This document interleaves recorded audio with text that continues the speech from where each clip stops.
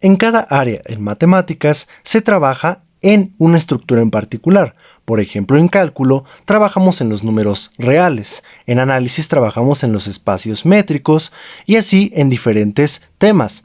En álgebra lineal vamos a trabajar en una estructura especial, pero antes de hablar de esa estructura, vamos a nombrar unas estructuras algebraicas más básicas con tal de ir construyendo poco a poco la estructura que vamos a estudiar en este curso. Para ello tenemos que empezar por definir lo que es una operación binaria. Sea B un conjunto no vacío. Una operación binaria es una función que va del producto cartesiano de B con B en el conjunto B. Es decir, una operación binaria es una función que me asigna a cada par ordenado un elemento en el conjunto B. Como ejemplos más básicos tenemos a la suma y producto de números reales. La suma es una función que va del producto cartesiano de R con R en R y el producto también. Y sabemos que la suma me asocia una pareja ordenada con un número real, y lo mismo con el producto. Para ver otro ejemplo de operación binaria, sea B un conjunto no vacío y consideremos a SB el conjunto de todas las funciones que van de B en B, tales que estas funciones son biyectivas. Así podemos definir a la siguiente función círculo definida en este conjunto SB, cruz SB en SB, dada por la siguiente regla de correspondencia. La imagen de una pareja de funciones es igual a la composición de estas dos funciones. Claramente, la composición de funciones biyectivas es otra función biyectiva, entonces esta función está bien definida y es una operación binaria.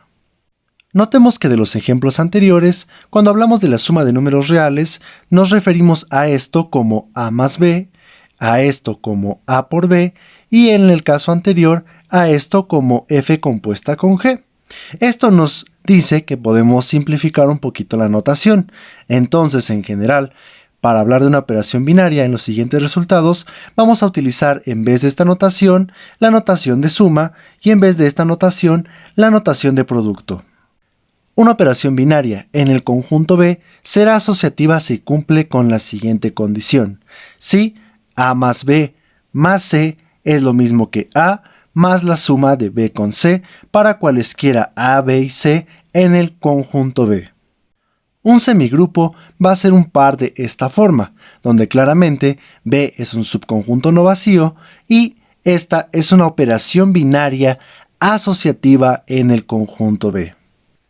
El ejemplo más básico sería los naturales con su suma. Esto es un semigrupo, pues claramente la suma es una operación binaria en los naturales y además para cualesquiera n, m y r números naturales, la suma de n más m más r es lo mismo que la suma de n más la suma de m más r.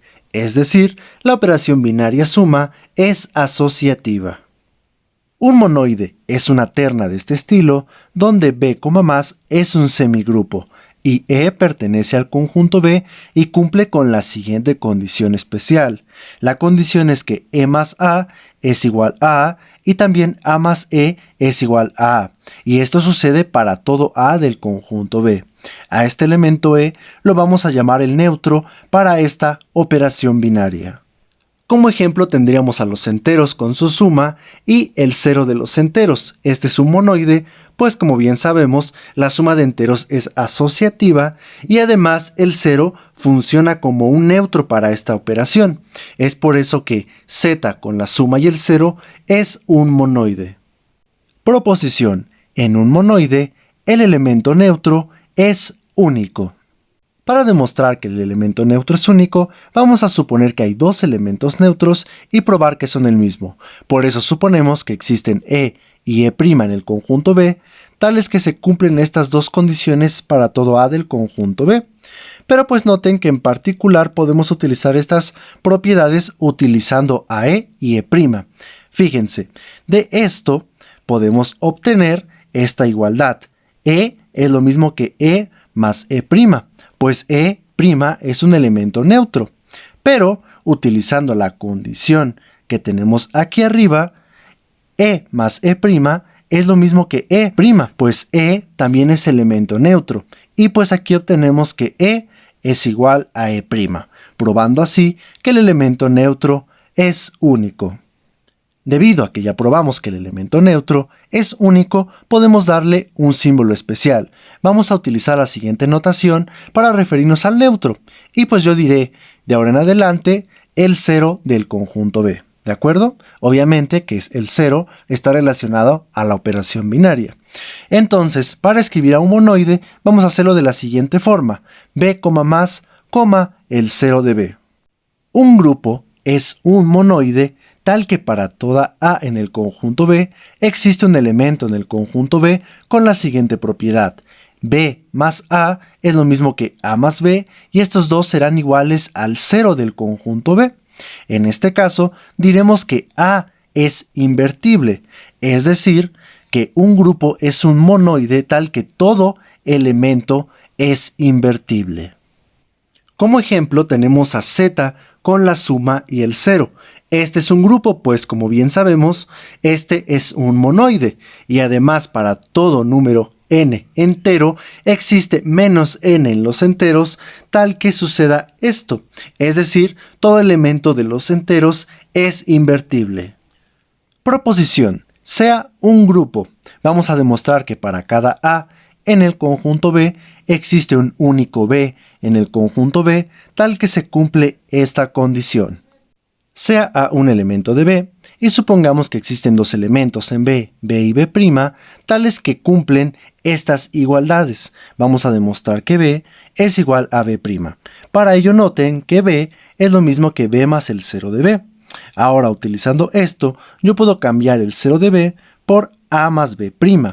Ahora recordemos que como estamos en un grupo, la operación más es asociativa. Entonces B más A más B' es lo mismo que B más A más B'. Pero utilizando lo que tenemos aquí, B más A es lo mismo que el 0 de B. Entonces aquí tenemos el 0 de B más B', lo cual es igual a B'. Y así hemos probado que B es igual a B'. Debido a lo anterior, usaremos la siguiente notación para el único elemento que cumple esta igualdad. Este elemento lo vamos a llamar el inverso de A. Un grupo es abeliano si para cualesquiera A y B en el conjunto B se satisface que A más B es igual a B más A, es decir, si la operación es conmutativa.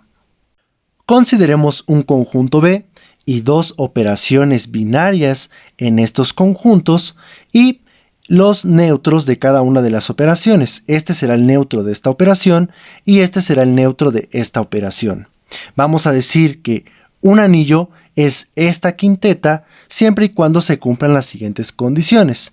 Primero, B, más, su neutro debe ser un grupo abeliano y B, por, su neutro debe ser un monoide.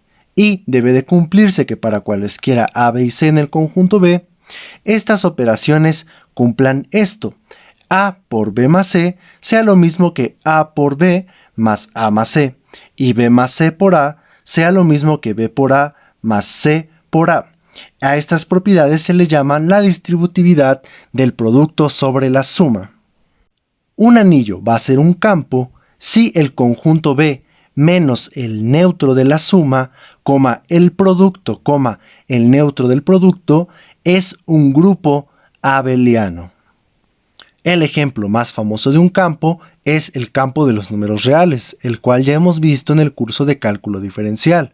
Recuerden que con los reales consideramos a dos operaciones, la operación suma y la operación producto, y también al neutro de la suma y al neutro del producto. Recordemos que en los reales se cumplen las cuatro siguientes propiedades. Una es la conmutatividad de la suma, otra es la asociatividad, esta es la existencia del neutro y acá tenemos la existencia de inversos. Noten que todas estas operaciones hacen que R, más, 0 sea un grupo abeliano. Están de acuerdo que las operaciones anteriores eran con respecto a la suma, pero en los números reales también tenemos propiedades respecto al producto. Tenemos la conmutatividad, la asociatividad, la existencia de un elemento neutro y la existencia de inversos siempre y cuando el elemento A no sea el neutro de la suma. Noten que estas propiedades me hacen que R, el producto, su neutro, sea un monoide.